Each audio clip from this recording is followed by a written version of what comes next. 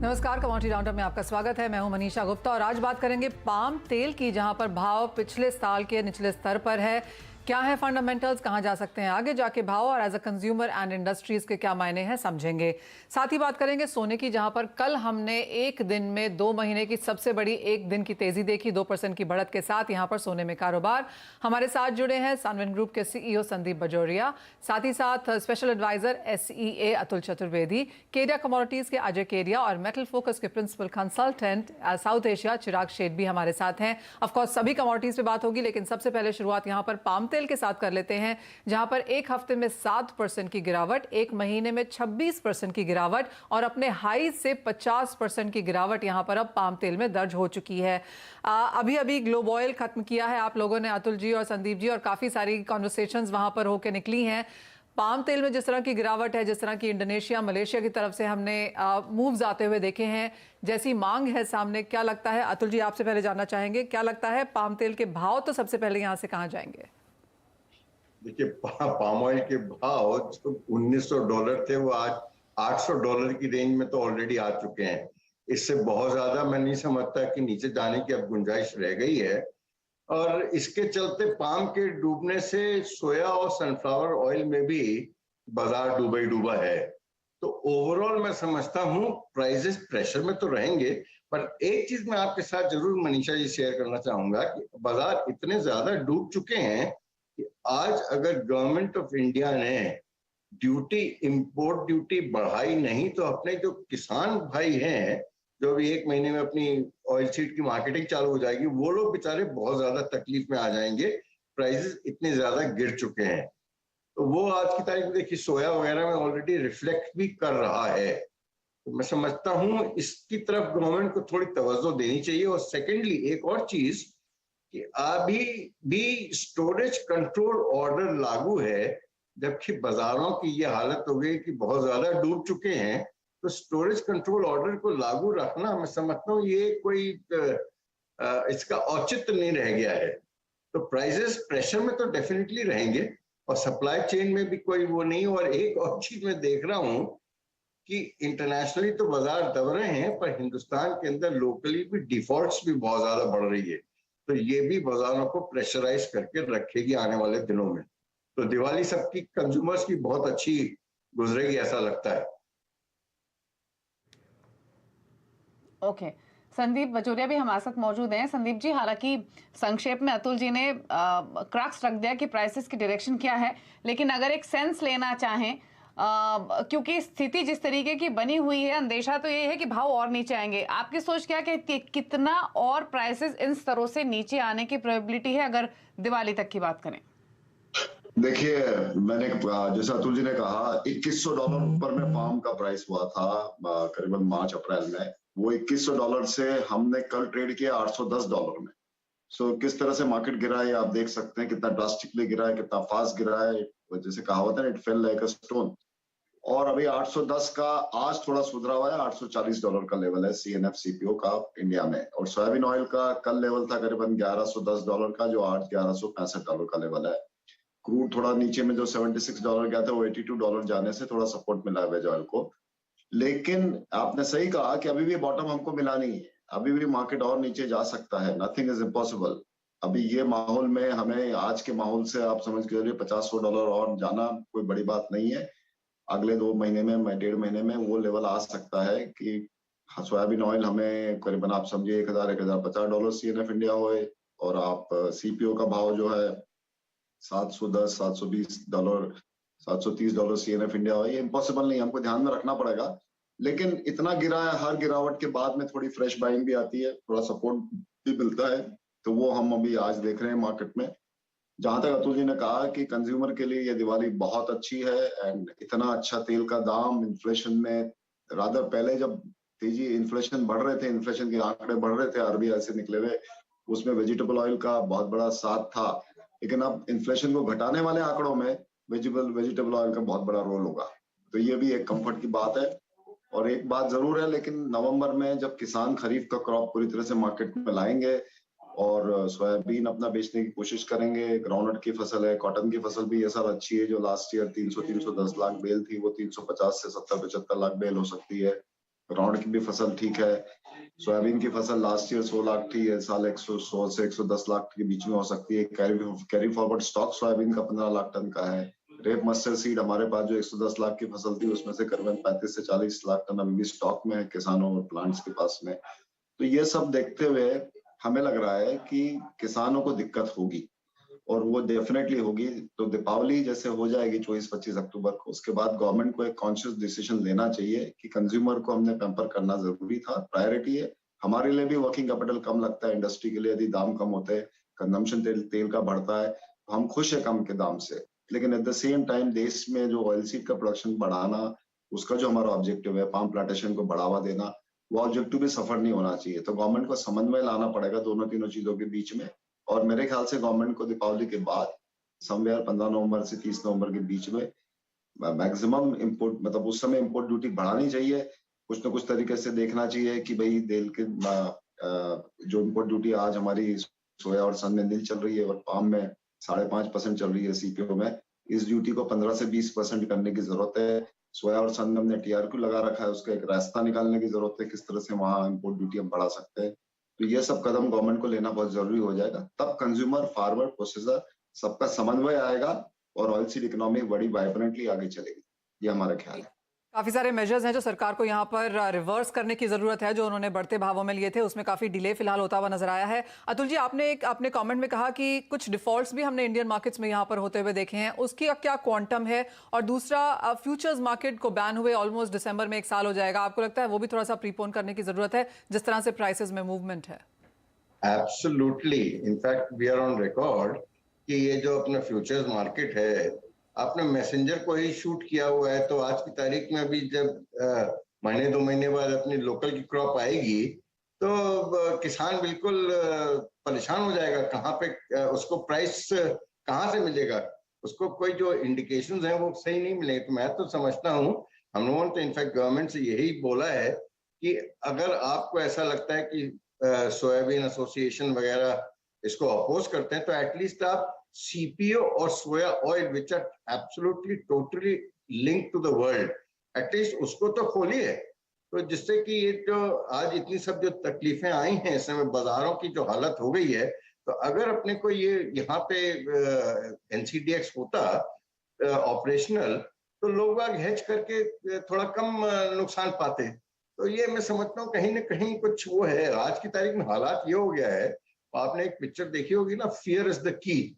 तो वही हालत हो गई अपने एडिबल ऑयल बिजनेस में, फियर इज द की। और जब बाजार $1,000 $1,100 निकल जाए, तो डोमेस्टिक में तकलीफें आना लाजिमी है। और फिर एक और होता चीज क्या भी है, थी, जब डिफॉल्ट होता है तो वो तेल वापस बिकता है, तो वो और बाजारों को दबाता है। एब्सोल्युटली। अतुल जी, एक और भी बात थी, काफी सारी रिपोर्ट्स ये सजेस्ट करती हैं कि इवन एज यहाँ पर खाने के तेलों के भाव बहुत गिरे हैं, सरकार के डायरेक्टिव्स भी रहे हैं कि कंपनीज तेलों के भाव यहाँ पर गिराएं।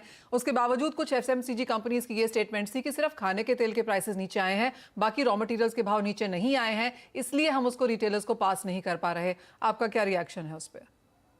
नहीं, मैं समझता हूँ पास ऑन तो करना ही पड़ेगा किसी न किसी स्टेज पे। जैसे जो भी ज्यादा करके एडिबल ऑयल पे डिपेंडेंट एफएमसीजी इंडस्ट्रीज है, जैसे साबुन है या नूडल्स वगैरह हैं, तो आई थिंक ओवरऑल इन्फ्लेशन तो घटना ही पड़ेगा, और edible oil will be the leader जो इसको इन्फ्लेशन को घटाने में सहयोग देगा। और जितने बाजार अभी डूब गए हैं, हम लोग को तो लगता है कि अपने प्री कोविड लेवल के लेवल से भी नीचे चले गए हैं बाजार। तो इस हालात में तेजी तो नहीं दिखाई देती। और फिर अगर बातें रिसेशन की भी आ रही हैं, तो आप देखिएगा इस लेवल पे डिमांड भी जो हम लोग सोचते हैं कि बहुत ज्यादा बढ़ेगी, वो भी अभी थोड़ा एक क्वेश्चन मार्क बन गया है। इनफैक्ट इतने बाजार डूब जाने के बावजूद भी आप देखिए डिमांड अभी भी बहुत सबड्यूड है, it is not very strong. तो अभी फियर इज द की जो कहावत है ना, तो अभी लोगों को हर चीज में डर लग रहा है। जी, इनफैक्ट संदीप जी, आपसे भी यही पूछना चाहेंगे, जैसे मनीषा जी ने भी कहा कंपनियां साफ तौर पे कह रही हैं इतने भी भाव कम नहीं हुए कि पास ऑन कर दें। हालांकि it's too difficult to comment, क्योंकि बहुत सारी कमोडिटीज हैं या बहुत सारे प्रोडक्ट्स हैं जिनमें पाम ऑयल का इस्तेमाल होता है। बट कंसीडरिंग जितने प्राइसेस नीचे आए हैं या जितने और आ सकते हैं, कितना बेनिफिट कंज्यूमर को मिलने की संभावना है? बेनिफिट मिलेगा। यहाँ मार्केट प्लेस में परफेक्ट कंपटीशन है, यहाँ कोई मोनोपोलिस्टिक और ओलिगोपोलिस्टिक सिचुएशन नहीं है, और इकोनॉमिक के रूल के हिसाब से परफेक्ट कंपटीशन में वो पास ऑन हो ही जाता है, और जो पास ऑन नहीं करेगा उसका मार्केट शेयर कम हो जाएगा। तो ये आप चिंता मत करिए, ये अब 2 हफ्ते में 3 हफ्ते में ये पास ऑन हो जाएगा, और वो कंज्यूमर को भी बेनिफिट दिखेगा, एफएमसीजी वालों को भी घटाना पड़ेगा, उसमें कोई दो राय नहीं है, वो 100% होगा। दूसरी बात, जहां तक सवाल है कि ये फ्यूचर्स ट्रेडिंग की जो बात हो रही है, तो उसमें पाम ऑयल का, सीपीओ का और सोयाबीन रिफाइंड ऑयल का, ये दोनों फ्यूचर्स इमीडिएट स्टार्ट करने की जरूरत है। उसका भी डिसीजन जैसे गवर्नमेंट दीपावली के बाद 15 नवंबर के आसपास, में भी गुजरात के इलेक्शन हो जाएंगे, उसके बाद एंड नवंबर के आसपास इंपोर्ट ड्यूटी का और फ्यूचर्स ट्रेडिंग शुरू करने का, दोनों डिसीजन गवर्नमेंट को लेना बहुत जरूरी हो जाएगा और बहुत लाजमी है, और आज के दिन पे उसका मेरिट है। अतुल जी ने जैसे कहा कि यदि ये हमारे फ्यूचर्स यहाँ हमारे पास होते तो हमारे जो लोकल प्लेयर्स हैं, इंडिया के जो इंपोर्टर्स है, ट्रेडर्स है, प्रोसेसर्स है, आज अपने रिस्क को वो हेज कर सकते थे। आज उन्हें माल लेना पड़ता है और $1500 $1800 में, माल आने में महीना 1.5 महीना लगता है, और जब तक माल आया है, वेसल पहुंचा है, उसमें $200-300 निकल जाए तो फिर नुकसान की भी कोई लिमिट नहीं है। और ये हमारे पास फ्यूचर्स मार्केट अवेलेबल होता तो लोग उस नुकसान से बच सकते थे। एब्सोल्युटली। और जैसे आपने कहा कि एक बायर्स मार्केट बनती हुई नजर आई है, क्योंकि सप्लाईज बहुत ज्यादा है और मांग इतनी ज्यादा नहीं है, और जैसे आपने कहा भी कि यहाँ से भी $80-100 गिर सकता है, यानी कि कुछ और मुनाफा वसूली और जो मेजर्स हैं सरकार की तरफ से वो दिवाली के बाद ही आते हुए नजर आएंगे। तो कुछ शायद कंज्यूमर ड्रिवन, कुछ पॉलिटिकल ड्रिवन, कुछ प्राइस ड्रिवन, वो सब कुछ आगे जाके आप यहाँ पर एक बार देखना होगा। अतुल जी, संदीप जी, बहुत शुक्रिया एज ऑलवेज आप दोनों का साथ जुड़ने के लिए, और वो पूरा एडिबल ऑयल सेक्टर हमें बहुत इत्मीनान से डिटेल में समझाने के लिए भी। ब्रेक में जाने से पहले अजय, आपका भी एक व्यू लेना चाहेंगे। आपको भी लगता है मुनाफा वसूली जारी रह सकती है और अभी लॉन्ग टर्म पे या खरीदारी करके नहीं चलना चाहिए? बिल्कुल मनीषा जी, जैसे हमने देखा था कि पिछले साल स्टॉक पोजीशन और प्रोडक्शन ग्लोबल मार्केट में हिट हुए थे और एकाएक डिमांड जो निकली थी उसकी वजह से तेज थी। अब कच्चा तेल भी नीचे है, जो बायोफ्यूल की डिमांड थी वहां पे भी हमने कमी आते हुए देखी, सप्लाई ग्लोबल मार्केट में बढ़ रही है। तो आई थिंक एक बड़ा ट्रिक ये रह सकता है कि फार्मर्स, अभी मस्टर्ड की सोइंग भी होनी है, तो हो सकता है इंपोर्ट ड्यूटी पे गवर्नमेंट को चेंजेस लाए, उसका एक सपोर्ट टेम्पररी मिल जाए प्राइजेस को। बट अगले अगर हम आगे सीजन की भी बात करें तो सोयाबीन भी है और मस्टर्ड की भी सोइंग, अगर थोड़ा सा एमएसपी में अपसाइड रिवीजन होता है तो इधर भी गेंद है, तो ओवरऑल थोड़ा बहुत जंप आ सकता है प्राइजेस पे, बट मीडियम टर्म आउटलुक मुझे वीक लगता है पूरे ऑयल, एडिबल ऑयल कॉम्प्लेक्स में। वीकनेस है, कंज्यूमर्स के लिए अच्छी कहानी है, क्योंकि आगे दिवाली है, बहुत सारे फेस्टिवल्स हैं, तो खरीदारी यहाँ पर आपके किचन बजट में थोड़ी सी आती हुई नजर आएगी। लेकिन इसी के साथ एक ब्रेक के लिए रुकेंगे, जब लौटेंगे तो बात यहाँ पर करेंगे सोने चांदी की, जहाँ पर पिछले 24 घंटों में बहुत उठापटक देखने को मिली है। बाकी नॉन एग्रो स्पेस में भी कैसे करें कारोबार, बताएंगे आपको।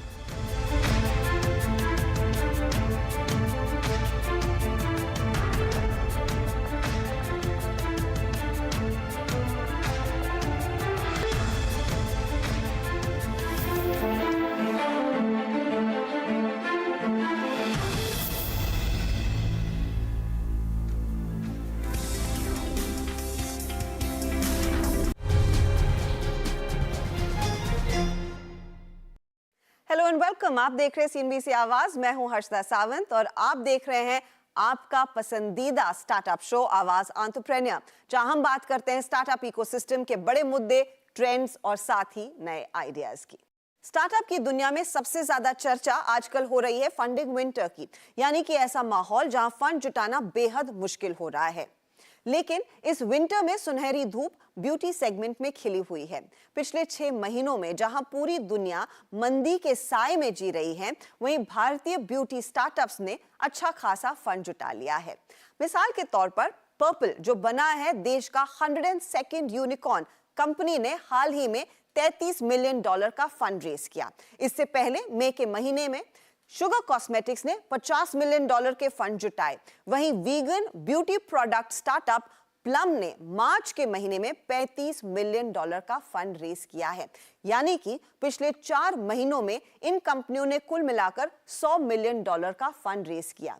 अब इन कंपनियों के वैल्यूएशन पर अगर हम नजर डालें तो सबसे आगे इस $1 बिलियन क्लब में नायका का नाम आता है।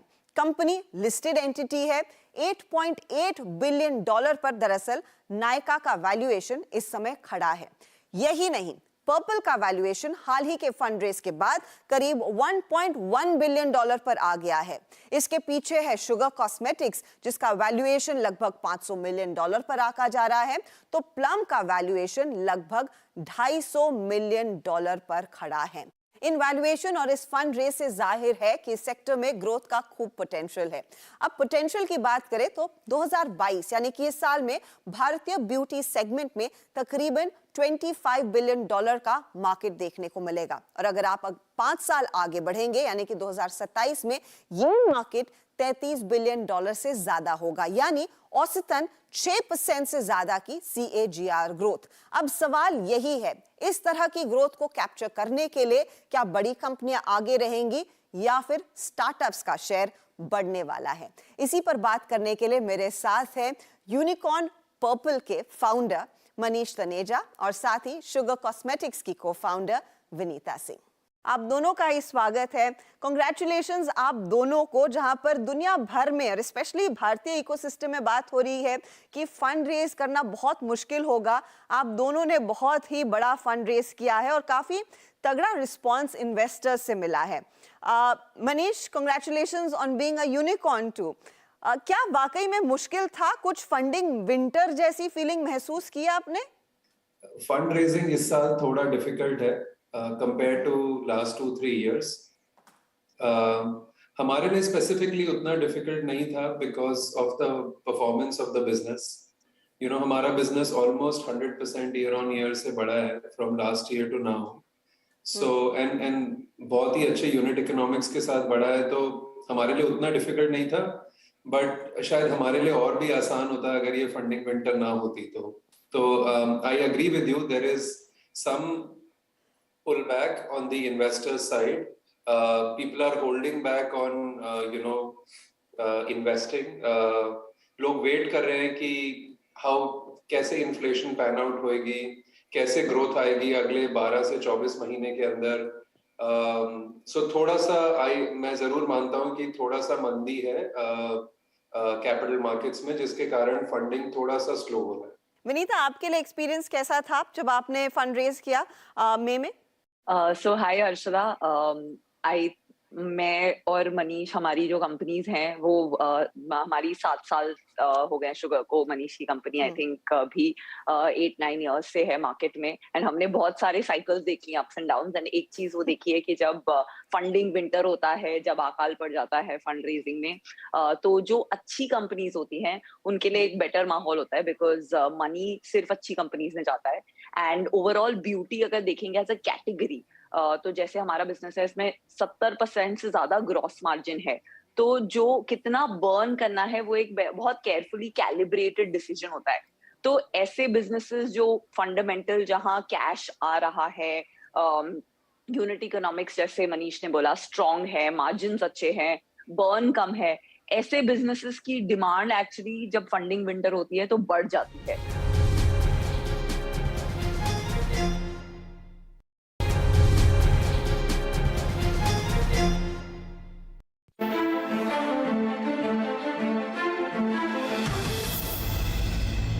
खाने के तेल चाहे नीचे जा रहे हो, लेकिन गेहूं और आटे की कीमतों में लगातार बढ़त है। पिछले 1 महीने में गेहूं की कीमतों में 3% की बढ़त है और आटे की कीमतों में 5%। कीमतों पर लगाम लगाने के लिए सरकार कुछ कदम उठा सकती है। इस खबर पर और बात करने के लिए मेरे साथ मेरे सहयोगी असीम मनचंदा है। असीम, क्या कुछ सुन रहे हैं आप? देखिए, त्योहार सीजन की शुरुआत जो हो चुकी है, लेकिन गेहूं और आटे की कीमतों में बढ़ोतरी जो है लगातार देखी जा रही है। 1 महीने की बात करूं तो गेहूं में 3% और आटे में 5%। लेकिन अगर मैं 1 साल की बात करूं तो जो गेहूं है उसमें 15% और आटे में 20% की बढ़ोतरी जो देखने को मिली है। तो सरकार इसको लेकर के जल्दी कई कदम जो उठा सकती है। इंपोर्ट ड्यूटी सबसे पहले जो है कट जो है किया जा सकता है। अगर मैं एक्चुअली के स्टॉक की बात करूं तो पिछले 5 साल के सबसे रिकॉर्ड स्तर पर जो है वो लो स्तर पर जो है वो पहुंच गया। तो सरकार अब खासतौर पर इंपोर्ट ड्यूटी कटौती करने की तैयारी जो है वो कर रही है। हालांकि अभी फिलहाल इतनी जल्दी इंपोर्ट जो है वो नहीं हो पाएगा, त्योहारी सीजन में कोई राहत जो नहीं मिल पाएगी, लेकिन फिर भी सरकार को लगता है कि इससे सेंटीमेंट पे असर जो है पड़ेगा, जिसके चलते बाजार में कीमतें जो है कम आएंगी। जो भी लोगों ने जिन्होंने होल्ड किया हुआ है स्टॉकिस्ट ने, वो अपना स्टॉक जो है मार्केट में बेचने के लिए तैयार जो होंगे। तो इस वजह से सरकार जो है कदम जल्दी इसको लेकर के उठा सकती है। शुक्रिया असीम में डिटेल्स बताने के लिए। तो पिछले 1 महीने के दौरान हमने गेहूं और आटे दोनों की ही कीमतों में काफी बढ़ोतरी देखी है। अब सरकार के कदमों का इंतजार रहेगा, जिससे उम्मीद है कि प्राइसेस थोड़े से वापस हल्के होते हुए दिखेंगे। लेकिन रिकवरी कहीं और भी बनी है और वो है सोना। सोने के प्राइसेस वापस घरेलू बाजार में 50,000 के ऊपर आ गए हैं। इंटरनेशनल मार्केट्स में भी $1650 के नजदीक पहुंचते हुए दिखाई दिए हैं और कई सारे फैक्टर्स रहे हैं। बैंक ऑफ इंग्लैंड का जो कदम है, बॉन्ड डील में नरमी, डॉलर इंडेक्स में गिरावट, इन फैक्टर्स ने सपोर्ट किया है इस रिकवरी को। लेकिन सवाल यह है कि क्या ये रिकवरी फर्दर एक्सटेंड होगी, आगे के लिए क्या ट्रिगर्स इंपॉर्टेंट होंगे, सब समझने के लिए बातचीत कर लेते हैं। हमारे साथ मेटल फोकस के प्रिंसिपल कंसल्टेंट चिराग सेठ मौजूद हैं। चिराग जी नमस्कार, स्वागत है आपका। तो पहले तो ये बताइए, 50,000 के नजदीक भाव हमने जाते हुए देखे घरेलू बाजार में, क्या ट्रिगर्स आगे के लिए आपके हिसाब से अहम रहेंगे और प्राइसेस पर क्या व्यू है? देखिए दिवाली, यहाँ पे कोई फंडामेंटल्स बहुत ज्यादा चेंज नहीं हुए। जो शायद फंडामेंटल्स पिछले 2-3 हफ्तों से चलते आ रहे हैं, पिछले 4-5 महीनों से चलते आ रहे हैं, वही फंडामेंटल्स यहाँ पे मेंटेन्ड है। हमेशा हमने देखा कि थोड़ा सेलो हाई या रन अप आता है, उसके मार्केट थोड़ा बहुत जरूर करेक्ट होता है, मीन रिवर्जन देखने को मिलता है। तो यही फिलहाल मार्केट में फिलहाल हमें देखने को मिल रहा है कि गोल्ड के दाम करेक्ट हुए, बॉन्ड यील्ड्स बढ़े या डॉलर इंडेक्स बढ़े, तो उसके बाद थोड़ा बहुत वहां पे ठहराव दिखाई दे रहा है, शॉर्ट कवरिंग आई हुई है और इसीलिए हमने ये कल के दिन में जो एक उठापटक देखी मार्केट में, वो उसी का नतीजा है।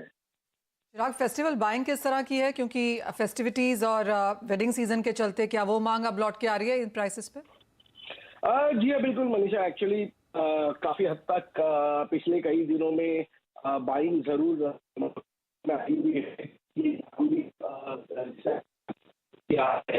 और अगर हम 916 22 कैरेट ज्वेलरी की बात करें तो 4900 के आसपास मार्केट चल रहा था, तो उससे जरूर एक फायदा मांग को देखने को मिला है। और हमारा मानना है कि शायद अगर प्राइसेस इसी रेंज में चलते रहे, ज्यादा बढ़े नहीं, तो फेस्टिव डिमांड इस साल बहुत अच्छी रहेगी। ओके अजय, आपका व्यू क्या है ट्रेडिंग स्ट्रैटेजीज के हिसाब से गोल्ड सिल्वर पर?